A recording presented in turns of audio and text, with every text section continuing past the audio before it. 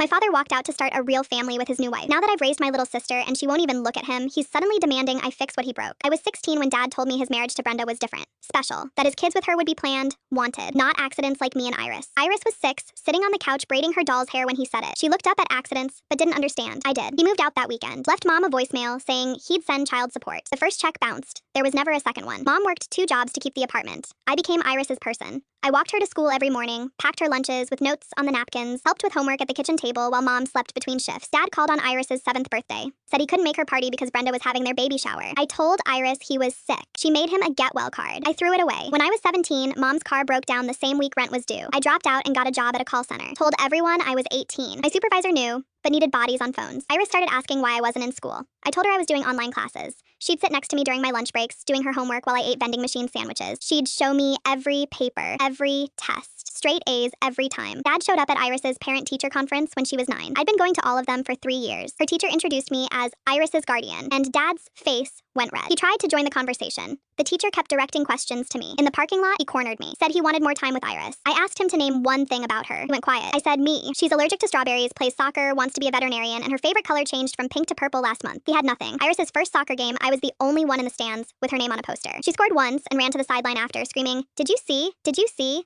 I had it on video. When she was 10, her school had a family day assignment. Bring someone important to class. She brought me. I took the morning off work. She introduced me to her class as my person who takes care of me. Dad sent a birthday card that year. Generic message, no money, signed Dad. Iris looked at it, looked at me, and said, "Who's this from?" I told her. She put it in the recycling. Mom died when Iris was 11. Heart attack at work. I was 21, not legally an adult for guardianship. Dad didn't come to the funeral. His lawyer sent a letter saying he couldn't take Iris due to current family obligations. I fought for custody, got a better job, moved to a bigger apartment, brought letters from Iris's teachers and soccer coach. The judge asked Iris who she wanted to live with. She said, the only person who's ever been there. At 13, Iris made the advanced soccer team. I worked overtime for 2 months to afford the fees. Her first tournament, she scored the winning goal, ran past the stands full of parents and came straight to me. We did it, she said. We. Dad remarried last year. Brenda left him and took the kids. He called me 2 days later, said he'd made mistakes but wanted a relationship with his daughter now. I asked, which daughter? He didn't think it was funny. Last month was Iris's 15th birthday. I'd been saving for 6 months. Rented a pavilion at her favorite park, invited her entire team, hired a taco truck she'd been obsessing over, and got her the custom soccer cleats she'd been eyeing. Dad showed up an hour in with a wrapped box. Iris's teammates didn't know who he was. Her coach looked confused. When Iris opened presents, she got to mine last. Plane tickets to see her favorite team play, plus a weekend trip together. She jumped up screaming, hugged me so hard we fell over. You're literally the best. I don't know what I'd do without you. I love you so much. Everyone cheered. Dad stood there holding his box. He approached Iris at the food table, tried handing her the present. She glanced at me, then at him, and said, "I'm good, thanks,"